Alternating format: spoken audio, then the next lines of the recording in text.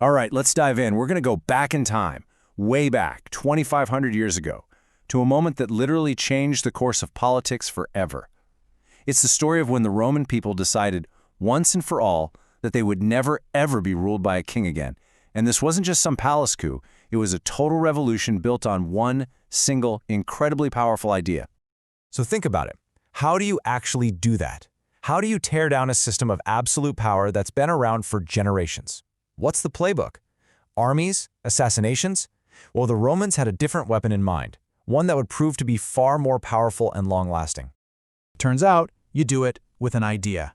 An idea so potent, so completely revolutionary, that it could redraw the entire map of power between a government and its people. Forever.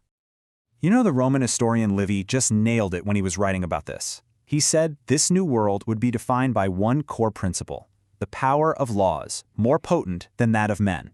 Now, that's not just some fancy quote. That single thought was the seed that would grow into the Roman Republic, and it's the bedrock of what we now call the rule of law. At the heart of this whole thing was a concept the Romans called Libertas, freedom. And this is the key part, this wasn't about freedom from rules. It was about freedom through rules, laws that applied to absolutely everyone, even the guys at the very top. Look, every good story, every revolution needs two things, right? A villain you love to hate, and that one spark that just sets everything off. For Rome, the villain was its very last king, a guy who was everything Libertas was not. And the spark, a horrific crime that would light the whole city on fire. So, let's meet our villain, Lucius Tarquinius Superbus, or Tarquin the Superb. This guy was no philosopher king.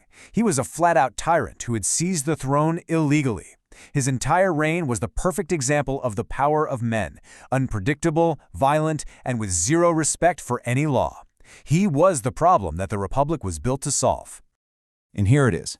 This is the moment a deeply personal tragedy just explodes into a political firestorm. The king's own son, Sextus, assaulted a noblewoman named Lucretia, who was widely respected for her virtue. The very next day, she does something unbelievably brave. She calls her husband and father together, tells them exactly what happened, makes them swear to get justice, and then takes her own life. That one act of defiance turned her private pain into a public cause. It was the spark that ignited the revolt, and the monarchy was burned to the ground. Okay, so the tyrant is gone. Now what? The Romans are at this huge crossroads. Do they just find another king? Or do they try something completely new, something nobody's ever really done before? They chose to invent. They literally designed a new system from the ground up, with one goal in mind: to make sure another Tarquin could never, ever happen again. And this right here shows you just how radical their solution was. Instead of one guy ruling for life, they'd have leaders elected for just 1 year. Instead of a single all-powerful ruler, they'd split the power. You can see how every single feature of the Republic was a direct response to a problem with the monarchy. It was all about breaking up concentrated power. Let's get into their formula. Their first and maybe most important safeguard was a number, the number 2. Instead of one king, all that executive power would now be shared between two leaders called consuls. They called this collegiality. It was basically a built-in check on anyone's ambition because each consul could literally veto the other one. It forced them to work together, and right after that, their next magic number was 1. A consul's power only lasted for 1 year. That's it. This idea of temporality made sure that leadership was constantly changing hands. It was pretty much impossible for anyone to dig in and build up too much personal power. So, 2 men for 1 year. A simple but totally brilliant formula to keep tyranny at bay. But you might be wondering, what happened to the actual, power of the king? Well, the consuls got that. It was called imperium, the supreme authority to command. But of course, the Romans immediately split that too.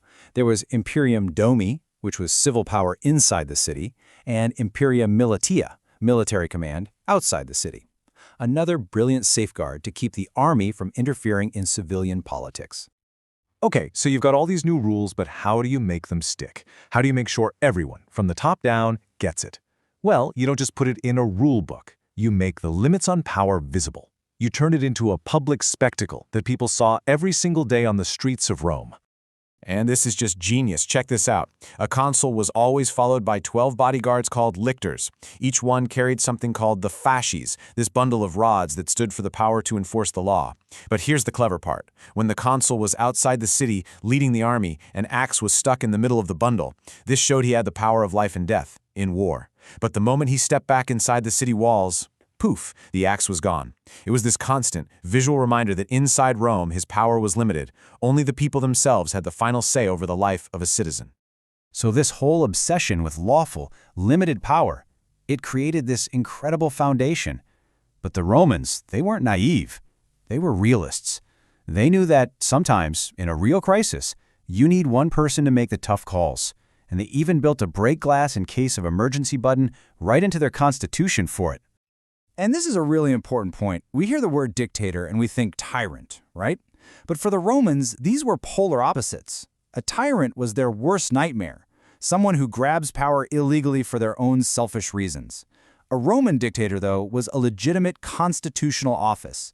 In a dire emergency, one person could be appointed with absolute authority, but only for 6 months maximum.